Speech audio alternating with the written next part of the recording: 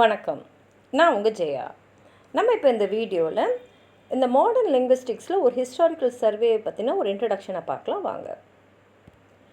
2000 வருஷமாகவே பார்த்திங்கன்னா மொழியை பற்றின ஆராய்ச்சி எல்லா இடத்துலையுமே நடந்துட்டுருக்கு. அதாவது உலகம் முழுக்கவே.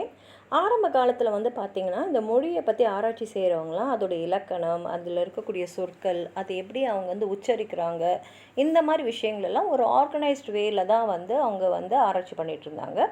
18ஆம் நூற்றாண்டில் இதை ஒரு புது ஃபீல்டாக சயின்டிஃபிக் ரிசர்ச்சாக எடுத்து இதை லாங்குவேஜ் அனாலிசிஸில் உபயோகப்படுத்தினாங்க. அதாவது எப்படி ஒரு அறிவியல் ஆராய்ச்சி நடத்துவாங்களோ அதே மாதிரி மொழியை பற்றியும் ஆராய்ச்சி பண்ணாங்க. இதை அவங்க ஃபிலாலஜி அப்படின்றது தான் சொல்லிகிட்டு இருந்தாங்க. இதில் எப்படி ஒரு மொழி உருவாச்சு, அதோட வளர்ச்சி என்ன, இப்போ அது எந்த நிலைமையில் இருக்குது அப்படின்றதெல்லாம் அதை பற்றி ஆராய்ச்சி செய்கிறது தான் அது.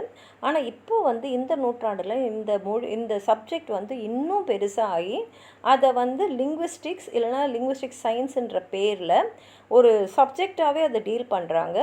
இப்போ அந்த சப்ஜெக்டில் பார்த்திங்கன்னா அது ஒரு அகாடமிக் டிசிப்ளினாகவே, அதாவது எப்படி வரலாறு இருக்குது, சோஷியாலஜி இருக்குது, இந்த மாதிரி ஒரு துறையும் டொமைன்ஸாக இருக்கோ அதே மாதிரி லிங்குவிஸ்டிக்ஸும் ஒரு அகாடமிக் டிசிப்ளின்னா அதில் நிறைய டொமைன்ஸோட அப்ளிகேஷனை உள்புகுத்தி, அதாவது ஒரு மொழி இல்லாமல் உலகத்தில் இருக்கக்கூடிய எல்லா மொழியோடைய வரலாறையும் படிக்கக்கூடிய ஒரு வளர்ச்சியை படிக்கக்கூடிய ஒரு துறையாக இதை லிங்குவிஸ்டிக்ஸை முன்னேற்றி இருக்காங்க.